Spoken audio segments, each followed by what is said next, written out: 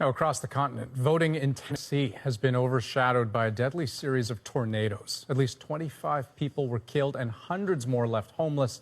Stephen D'Souza shows us the devastation. There it is! Go! Inside! Now!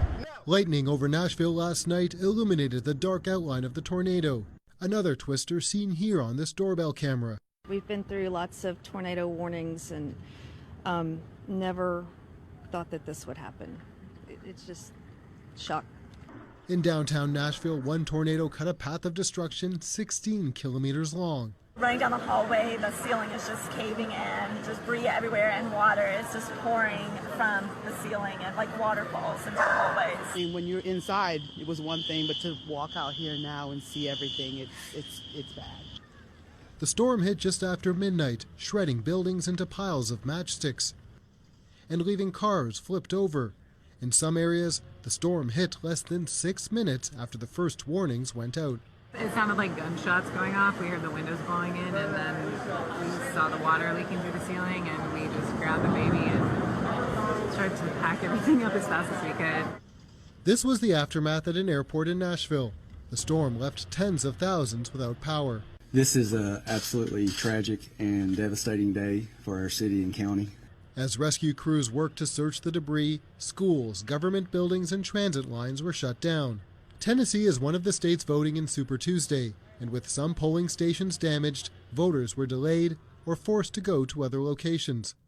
Meanwhile, the governor says the strength of the state is already showing. Folks like this that surround this in an effort to help, that's hope in the midst of hopelessness. The governor asked for prayers for those left to pick up the pieces of their lives. Stephen D'Souza, CBC News, New York. Minutes from polls initially we thought were going to be closing. Poll sites, as Carrie mentioned, staying open because Davidson and Wilson counties obviously had to open at least an hour later than scheduled this morning. News Channel 5's Ben Hall found long lines at a lot of polling sites today. Ben. Well, that's right. Despite closed precincts, we've seen people determined to vote. More than 12,000 voted by late afternoon at the top polling sites in Davidson County. Election officials monitored precincts in their war room this morning. They decided which precincts to close because of power outages or damage. They shut down about 20 polling sites in all in Davidson County, which led to long lines in some places. Take a look right there at Pearl Cone High School. It's one of the locations where voters from 5 other tornado-damaged precincts were redirected. We found people waiting an hour or more to vote.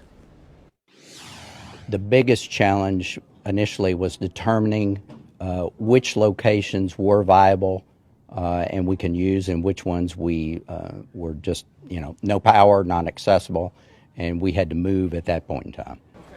Now, Davidson County doubled the number of voting machines at the site, which did help with those long lines. But we saw the same thing in Wilson County. The wait at Charlie Daniels Park was again nearly an hour. Once again, nearby polling sites were shut down, forcing more people to vote in fewer places. It's a lot of people. They changed the voting locations, and so didn't realize till a couple days ago that the normal elementary school we go to couldn't vote. So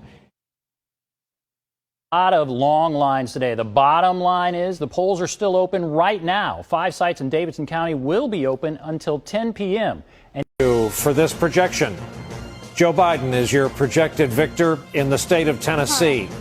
Polls were supposed to close there at 8. Everything was held over till 9. This is 9 minutes after the 9 o'clock hour here on the East Coast.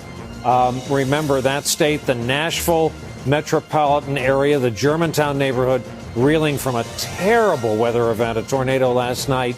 The death toll stood at 25 when we came on the air. So that has taken up the attention in so much of the state today. But we'll go back to Mr. Gibbs in a